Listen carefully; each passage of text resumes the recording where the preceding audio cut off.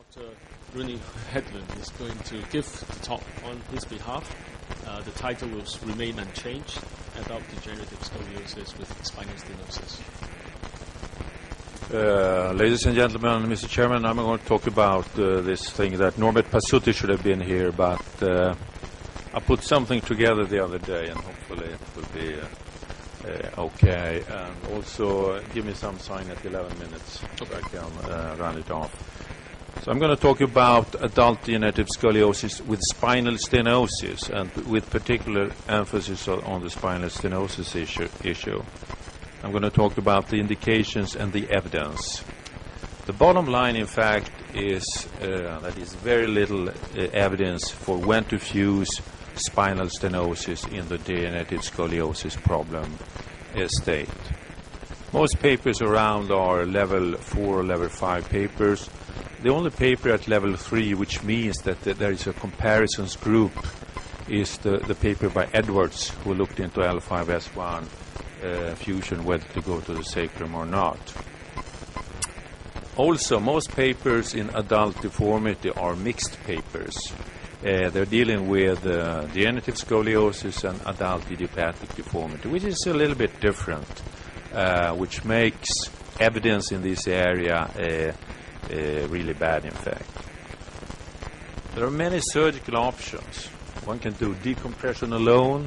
One can do a local fusion, even if it's stenosis, because the stenotic symptoms in adult deformity is quite often dynamic because of the motion at the segment, not so much as compressive mechanisms.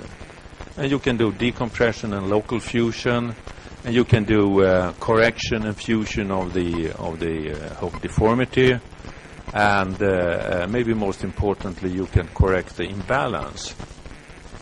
In fact, in most cases, all of these factors are in play. In fact, most of the time you have to do the whole thing.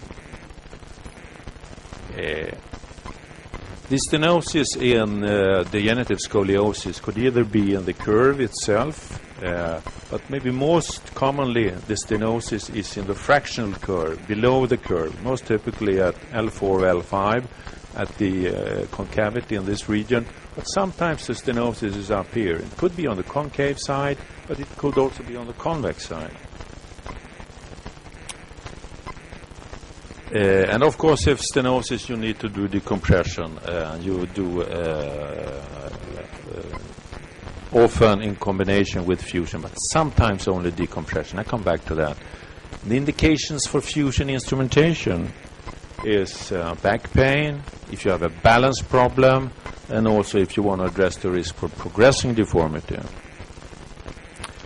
This paper has been mentioned a couple of times this afternoon. I will mention it also because it's kind of a landmark paper showing the importance of sagittal balance. They looked into patients with no prior surgery and also looked into patients with prior spine fusion. Positive sagittal balance was the most reliable predictor in both groups. We know today, this is 6 years ago, this has been confirmed in several papers.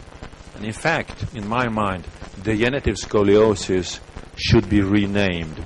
I'm just joking a little bit. It's degenerative kyphosis. It's the kyphosis thing that is the key to understand this problem and the key to a good outcome. So you may almost forget the AP standing view. I'm just kidding a little bit, of course, but this is very much truth in it.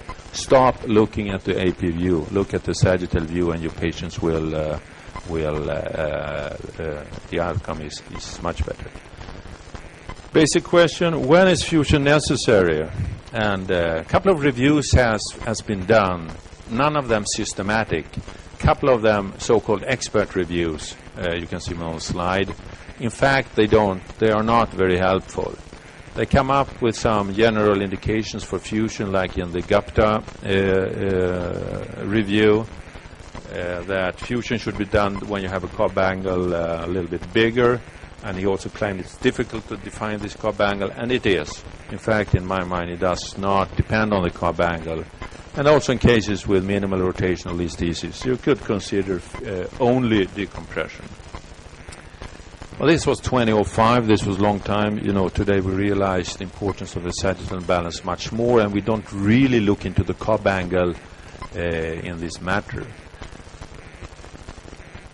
Another major study was by Feldman on lumbar spinal stenosis. You should note that this is not degenerative scoliosis, it's stenosis in general. But it's a large study where they found that actually that stabilizing surgery was worse than decompression only in spinal stenosis in general.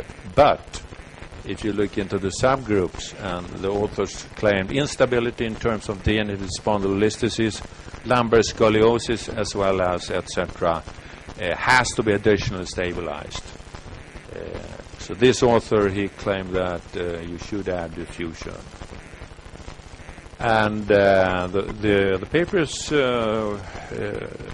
studying this issue, decompression diffusion, is a couple of studies, all of them very small, very few, surprisingly few patients, you know, under 10, in fact, if you look into these studies. But the authors do suggest that you should fuse at the same time. On the other hand, we all know that it's very difficult to maintain adequate lordosis with posterior spinal fusion only. This was shown by Zurbriggen and also by Marchesi and AB in the 90s. And this is the experience of all adult deformity surgeons. Difficult to maintain the lordosis over time. Higher satisfaction rate with 360 fusion, which can be done in several different ways. A couple of papers showing this. This is a case of mine with multiple T-lifts, which we did for a couple of years ago, and now we do more PSO. Again, complications common, we talked about that. So the dilemma of adult degenerative scoliosis and adult deformity in general is the best results seems to be from extensive surgery, but the complication is right, and the patients are older, not tolerating major surgeries too much. In fact, it's not possible to give a strong evidence-based medicine recommendation. You have to individualize treatment a lot. Decompression, fusion, balance restoration, above all, is important. Adapt your technique to the individual case, often including osteotomies, Smith-Peterson osteotomies, or PSO. Actually, today we do, at least I do, in almost every case of adult deformity, I do a PSO because they are all into kyphosis. I'll come back to that in my next talk in 15 or 20 minutes. Show you a few cases. Woman, age 58, adult, progressive scoliosis, back pain, left leg pain, isthmic spondylolisthesis L5, out of balance in two planes. You can see the spondylolisthesis to the right. You can also see the sagittal plane to this slide, to the picture to the left, which is the important one. The sagittal imbalance with a thoracolumbar hyperkyphosis and actually a lumbosacral hyperlordosis, but she's in sagittal imbalance, which has to be taken care of. And this was done by T-lifts at 3-4 and L5S1 because of the spondylolisthesis, and balance restored. Another patient, important type of patient, becoming more and more common. Woman, age 91, can only walk with aids of another person, pain in your right leg, cardiopulmonary okay, degenerative scoliosis L1 to L4, severe stenosis, as you can see. In these kinds of patients, today we do only decompression. L3, L5, laminectomy, and wide decompression. 4 months post-op, walks with no aid, no leg pain at all, very satisfied, 91 years old. So in the very old patients, you get away with decompression only. I think you should not do major surgery in these type of patients. Woman age 62, severe back pain, bilateral leg pain, previous decompression 3-4 and actually 4-5-2. Degenerative scoliosis, curve 30 degrees, flat back. The picture to your right is the important one. Sagittal and coronal imbalance. 2-3, only moderate stenosis, in fact. Not really explaining the quite severe leg pain she had. A little bit of it, but not that impressive. Pedicle subtraction osteotomy of L2, decompression, correction of flat back, endoscoliosis 2, 40 degree of lordosis, post-op, 10 degree of scoliosis, improvement for both back pain and leg pain. Maybe last case, woman, age 52, degenerative scoliosis or adult idiopathic, somewhat difficult to say in this case. Thoracolumbar kyphosis, important pictures in the middle, and now maybe you start to see the picture. They're all like this.